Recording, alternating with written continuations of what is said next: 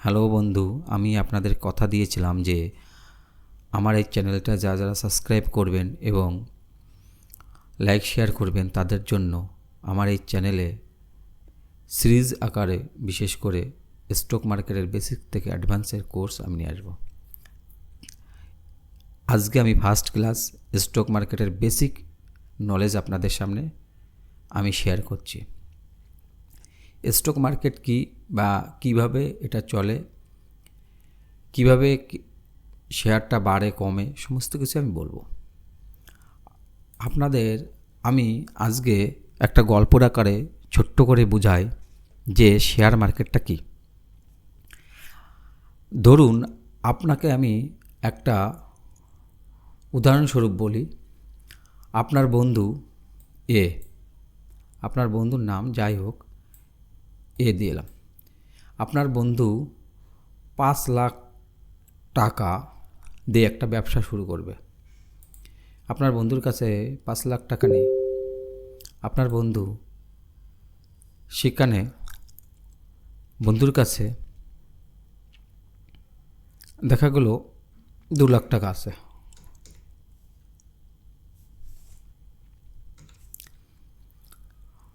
আপনার বন্ধুর কাছে 2 লাখ টাকা আছে আর আপনার বন্ধু ব্যাংকে গিয়ে, এই যে ব্যাংকে গিয়ে আপনার বন্ধু ব্যাংক ম্যানেজারের কাছে গিয়ে বলল আমাকে 3 লাখ টাকা দিন, লোন হিসেবে দিন। ব্যাংক ম্যানেজার বলল 8% করে দিতে হবে সুদ। আপনার বন্ধু রাজি হলো যে পার ইয়ার 8%। ভালো করে মন দিয়ে শুনুন, পার ইয়ার 8%। এখানে বছরে 24,000 টাকা দিতে হবে ইয়ারলি। 24,000 টাকা ইন্টারেস্ট দিতে হবে। এইবার আপনার বন্ধু টোটাল আরও 3 লাখ ব্যাংকের থেকে নিল।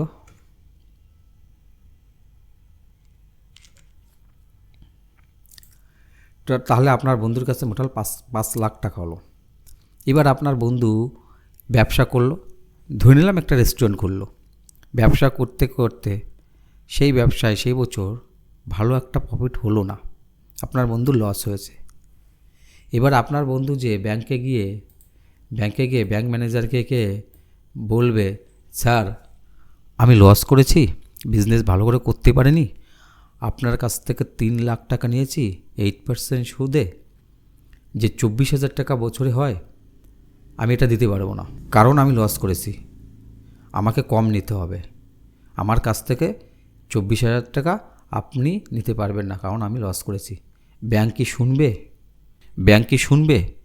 নিশ্চয়ই না, ব্যাংক শুনবে না। এবার ধরুন আপনার বন্ধুর ওই রেস্টুরেন্ট খুলে, ধরুন এই 5 লাখ টাকাতে যে ব্যবসা করছে, ব্যবসাটা খুব ভালো হলো, ভালো প্রফিট করেছে, খুব প্রফিট, সুন্দর ব্যবসাটা, প্রোগ্রেস ভালো হয়েছে। আপনার বন্ধুর কাছে এই ব্যাংক ম্যানেজার গিয়ে বলবে, আপনি তো খুব সুন্দর ব্যবসা করেছেন, আমাদের কাছ থেকে 3 লাখ টাকা দিয়ে সুদ নিয়ে ব্যবসা করছেন, 8% দেওয়ার কথা 24,000 টাকা, যেহেতু আপনার খুব ভালো ব্যবসা হয়েছে, আপনি আমাদের আরও টাকা বাড়িয়ে দিন, 24 না 40,000 দিতে হবে। আপনার বন্ধু কি শুনবে? নিশ্চয়ই না।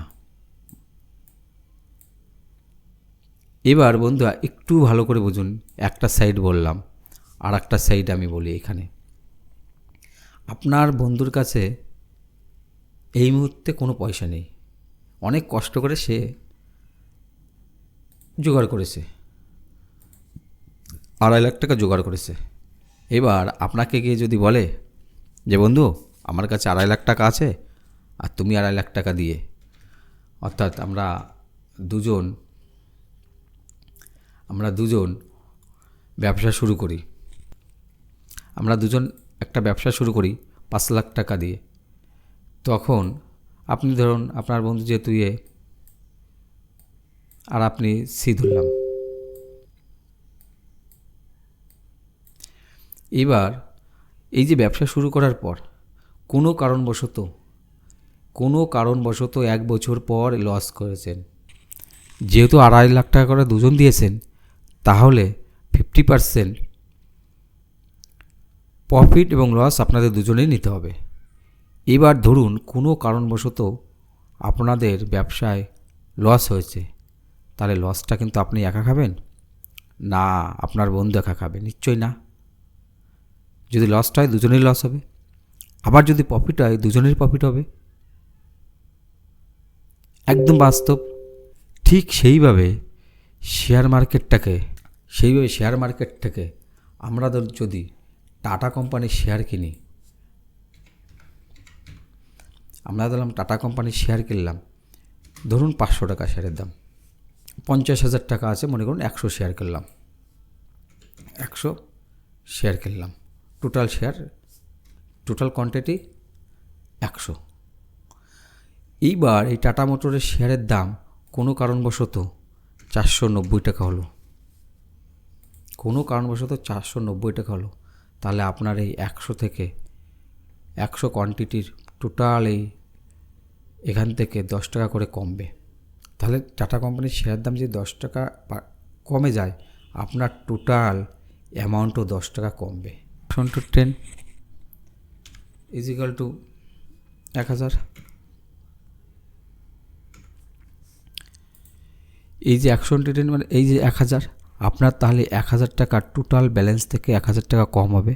আবার ধরুন এখানে টাটা মোটরস বেড়েছে 510 টাকা, তাহলে আপনার ওই 100 ইন্টু 10 ইজিক্যাল টু 1000। তাহলে এই যে 100 ইন্টু 10 1000 টাকা।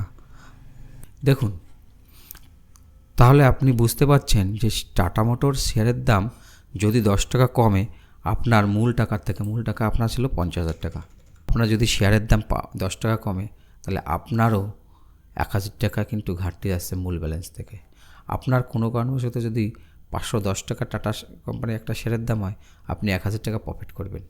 অর্থাৎ যদি টাটা কোম্পানির শেয়ার কমে, আপনারও মূল ব্যালেন্স কমবে।